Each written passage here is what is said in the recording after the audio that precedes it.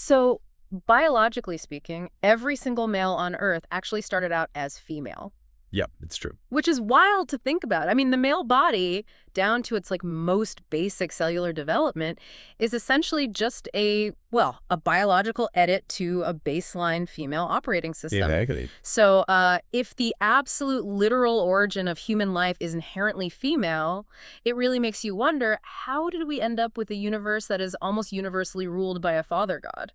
And that right there is the exact friction point we are exploring today in this deep dive. We're unpacking a genuinely fascinating, highly provocative essay. Yeah, it's a heavy one. It is. It's titled, Why the Male Gender is a Mutational Myth and Masculinity Doesn't Originally Exist. Which is quite the title. Oh, for sure. And the author argues that the female form is actually the original blueprint of both biology and, early theology. Right. The premise is that masculine primacy, the idea that the male principle is the foundation of everything, well, it isn't a biological or spiritual truth at all. It's actually a much later politically driven edit. Now, before we really get into the weeds here, I do feel like we should establish some parameters for you as you're listening to this deep dive. Oh, definitely. Good idea. Because, this source material, it touches on some deeply held concepts. I mean, we're talking about gender, religion, the fundamental structure of human society. Heavy hitters. Yeah, exactly. So as your guides today, we are not here to endorse these viewpoints or take sides in a theological debate. Right. Our mission is simply to help you unpack the author's incredibly compelling arguments. Yeah, we just want to show you how this text connects cellular biology all the way back to ancient mythology, and then, let you evaluate the architecture of the argument for yourself. So to really understand the author's claims about history and religion, we really have to start at the absolute physical foundation. The biology. Right. The text opens with mammalian biology, specifically how the embryo develops. And the biological premise is that the default template of the mammalian embryo is female. Just by default. Yep. The XX chromosomal configuration, it requires absolutely no additional signals to proceed with building a body. Wow. It just inherently establishes the foundational architecture. It just, unfolds. It kind of reminds me of, think of a software program, right? Oh, I like that. Like if you hit start on a new device, the default boot sequence is the female operating system. It just runs. Right, right. To get a male output, you literally have to write a patch. You have to execute a new line of command code to interrupt that default system. Yeah, and the author uses that exact logic to explain the XY configuration. The male developmental path requires a specific active intervention. An interruption. Exactly. It requires this whole cascade of hormonal signals to redirect the developmental path away from that baseline female form. So without that specific chemical interruption kicking in at a very specific time, the embryo just continues defaulting to female. I was thinking, if you're a guy listening to this, hearing your biology described as an interruption or a mutation, it might sound a bit like an insult. Oh, definitely. Because people usually use mutation to mean something went wrong, like a mistake. Right, but the text actually anticipates that reaction. It emphasizes a really crucial nuance here. What's that?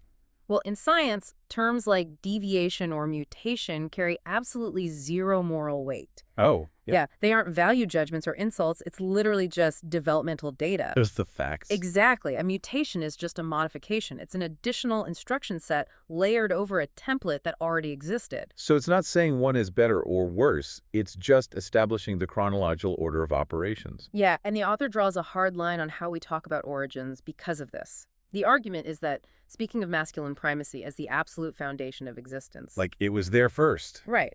Doing that is just a biological impossibility. When society claims masculinity is the starting point of everything, we are fundamentally confusing a later edit for the original document, which is such a crazy way to think about it. But if that biological baseline is undeniably female, it makes you wonder how ancient humans interpreted the creation of the universe itself. Oh, totally. Because early humans obviously didn't have microscopes, right? They couldn't look at chromosomes and X and Y gene expressions. No, but they did watch life emerge every single day. Exactly. They were incredibly observant of their environment. And cultures that predated formal patriarchal societies, they modeled the cosmos on exactly what they saw in nature. Which makes sense. Right. Every human being they ever encountered was born from a female body. Therefore, the grand mystery of origin, it had a visible embodied answer. The mechanism for creating life was undeniably female. So they basically looked around and reasoned, life comes from a mother, the universe is alive, so the universe must have come from a mother. Exactly. And the text brings up these incredible historical examples to back this up. Like, you have Paleolithic figurines carved tens of thousands of years before written language, let alone written religion. Yeah, the visual evidence is stunning. It is. They depict these female forms with swelling hips and rounded breasts, just bodies clearly marked by the fullness of generating life. And those visual representations eventually evolved into humanity's earliest stories of creation. Right. We see Namu, for example, the Sumerian void ocean, who generated all things without needing a male partner. Oh, wow. Yeah. And there's Nuwa from ancient Chinese mythology, who literally shaped human beings out of the clay of the earth. Oh, I've heard of that one. Yeah. The text also highlights a proto-Indic goddess, referring to the ancient spiritual roots of the Indian subcontinent before formal Hinduism took shape. Interesting. The singular feminine force preceded and eventually branched into later deities like Saraswati, Lakshmi, and Kali. Okay, wait, I have to jump in here with what I suspect a lot of listeners are probably thinking right now. Sure, go for it. Because if you take a standard art history or like an anthropology class, those ancient Paleolithic statues are usually framed as primitive fertility fetishes, right? Oh, absolutely. They get dismissed. Yeah, they are treated like quaint little good luck charms for having babies or good harvest, not as serious philosophical theology. And the author actually tackles that historical framing directly. The text argues that later scholarship intentionally diminished those artifacts. Really? Intentionally? Yes. By labeling them as mere fertility fetishes, historians strip them of their philosophical and cosmic weight. Because a fetish implies something much smaller. Exactly. A fetish implies a narrow transactional magic, like hoping for rain or a safe birth. But the author argues these were actually profound theological statements about the very nature of existence. Wow, that completely reframes everything. They weren't just hoping for a good crop, they were making a definitive statement about the nature of God. Yeah, these ancient goddess traditions aren't just quaint precursors or rough drafts of real religion. They're the real deal. According to the author, they are the trunk of the tree itself. Every other religious framework we recognize today is just branch work growing off that original observation-based trunk. Which brings us to, I think, the massive, glaring question this essay poses. The big how did we get here question. Exactly. If the biological starting point is inherently female, and the original mythological starting point was undeniably female, well, how did we get here? Right. How did we transition to a world where almost every major global religion is ruled by a father god? Because a dominant culture doesn't just erase a goddess that people have worshipped for millennia overnight. No, they don't. And this is the author's central historical argument, and it is a massive paradigm shift. Okay, lay on me. The shift to a patriarchal religion was not a philosophical evolution. Humanity didn't suddenly sit down, ponder the stars, and discover a better spiritual truth. So what was it? The text argues this shift was purely political architecture. Political architecture. So what was the catalyst? What changed in how humans lived that necessitated a totally new god? It comes down to agriculture. Yep, farming. The text lays out a very specific causal chain. For most of human history, we were hunter-gatherers, right? Yeah. But the consolidation of agricultural surplus changed everything. Because suddenly we had extra food. Exactly. Once early societies figured out how to farm at scale, they started producing more food than they could immediately consume. Suddenly, you have surplus grain. And that surplus needs to be stored and protected and managed? Yes. If I have a silo full of grain, I need walls to protect it, and I need guards to man the walls. I've suddenly got wealth and property. And that accumulation of wealth led to territorial kingship. The people controlling the surplus became kings. Naturally. But kings need legitimacy, which led to the creation of priestly hierarchies to tell the population that the king is, meant to be in charge. Okay. Divinely ordained. Right. This new social order required men to control property and, crucially, to control lineage so they knew exactly who would inherit their wealth. Because in a matrilineal society, you always know who the mother is. But if wealth is going to be passed down through the father, you suddenly need strict laws controlling women to guarantee paternity.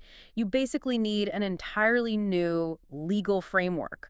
And to make that massive shift in daily life actually stick, the ruling class needed a theology that mirrored and justified this new power structure. That makes so much sense. Think about the psychological mechanism here.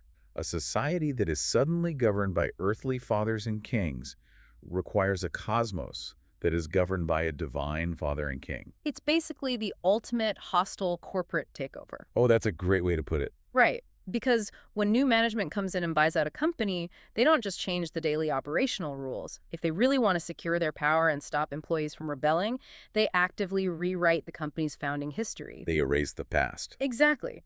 They bury the name of the original founder, and they put their own names on the lobby wall so their current leadership looks like it was always the inevitable plan. And the text describes that exact process happening to the goddess traditions. The goddess wasn't erased because the masculine principle was somehow more spiritually fulfilling. No, she was systematically dismantled. Literally. Her texts were rewritten, the act of creation was moved away from the biological reality of a female body and replaced with a male decree. But again, people are stubborn, right? You can't just tell a farming village that the Earth Mother they've prayed to for 1,000 years just doesn't exist anymore. How do you actually phase out a deity? You give her a demotion. A demotion. Yeah. Where the goddess was too deeply ingrained in the culture to be erased entirely, she was absorbed. Ah. The text points out how she was turned into a consort, like the wife of the new male god. Or she became a literal rib taken from a male body, making her an afterthought. Wow. In other traditions, she was turned into an eternally pure virgin, completely stripped of her generative sovereignty and her power. That is wild. The author states plainly that what humanity inherited was not absolute spiritual truth. What we inherited was infrastructure. Just the scaffolding needed to hold up an economic system. That is wow. So if we follow the logical conclusion of this argument, Yeah. well, masculine primacy has no biological root because the embryo defaults to female. Right. And it has no mythological root that wasn't planted after the fact to protect agricultural wealth. Then what exactly is masculinity? The author provides a very direct answer to that. Masculinity is a constructed identity. Constructed. Yeah, it is a set of behaviors organized into a category. Things like viewing domination as a primary virtue, framing emotional closure as a sign of strength, and asserting authority as the ultimate proof of value. Just behaviors. Right. These behaviors were bundled together, declared to be the natural order, and then enforced as though nature itself had decreed it. The essay uses this incredible phrase for that. It calls it laundering the contingent as the inevitable. Such a powerful phrase. It really is, taking something that just happened to occur because of ancient power dynamics and washing it over and over through myth and religion until it looks like a fundamental law of the universe. And that phrase highlights the most profound theological contrast in the entire essay. Once you see how this laundering works, it completely changes how you view the very nature of creation itself. Let's dig into that contrast, because this is where I felt like the essay moves from a history lesson to something that really challenges how we view the world today. Definitely. If you look at how creation is described under a masculine first principle, it is always a command from above. Right, a decree. Yeah, it's an authority figure, usually a king-like entity, stepping into a void and issuing a verbal decree like, let there be light. It is creation through dominance. Contrast that with the fragments of the goddess traditions that managed to survive the historical rewrite. In those frameworks, origin isn't about dominance, verbal commands, or controlling nature from the outside. It's totally different. The text describes it as a generative darkness. It is the potential before expression. Creation here isn't something that is ordered into existence. It is something that unfolds. It is born. Unfolding versus commanding. What does that actually mean for the people living under those belief systems, though? Well, it must completely change how you interact with the planet. Oh, for sure. Because if creation is a command, then humans, especially men, are supposed to emulate God by commanding and dominating nature. Right. But if creation is an unfolding, you aren't separate from nature. You're participating in a continuous process. That's a beautiful way to think about it. The author provides some really beautiful examples of what this unfolding looks like, too. Look at Saraswati.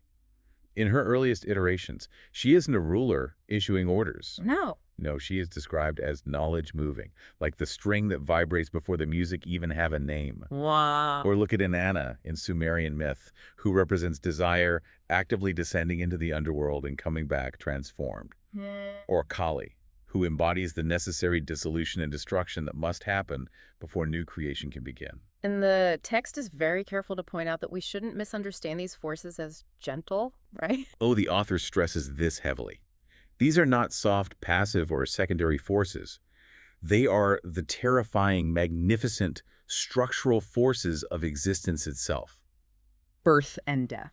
Exactly. The turning of seasons, the destructive power of nature. They originally named female because whoever named them was still paying attention to what was actually happening in the physical world. That makes a lot of sense. Masculine primacy, the author argues, is a story told by people who had stopped paying attention to nature.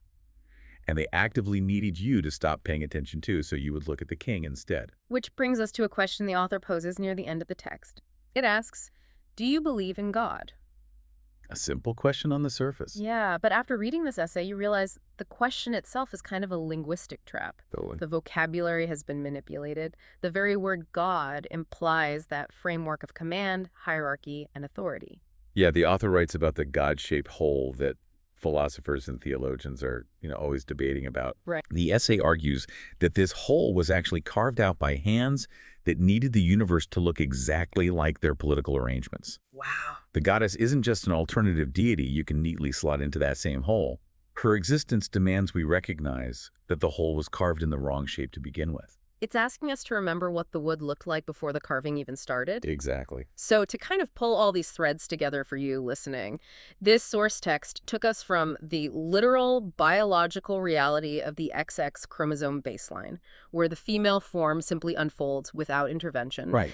And then it took us through the ancient clay figurines that served as humanity's earliest observation-based theology. All the way to the political consolidation of agriculture. Yeah, which systematically rewrote the cosmos to justify earthly wealth and power. We basically traded a framework of unfolding creation for a framework of dominance. It is an intense exercise in critical thinking. Regardless of your personal spiritual beliefs, this text challenges you to look closely at the structures and stories we simply accept as natural. For sure. It forces you to look at the bedrock of society and ask, who actually wrote this story? And what did they stand to gain financially or politically from me believing it? And we always want to leave you with a final thought to chew on, something that builds on the source material to explore on your own. Yeah, what do we got today? Well, if the author is right, and our most ancient foundational creation myths were ultimately just mirrors designed to reflect and justify the economic structures of their specific time, what kind of new creation myths are being subconsciously written right now? Oh, that's a great question. Right. In our modern, hyper-connected, technology-driven society where algorithms, data, and tech billionaires seem to command our reality, what new stories are we laundering as inevitable just to justify the power structures of today? What is the new edit being placed over the original code? Exactly. Something to think about. Thanks for exploring this deep dive with us.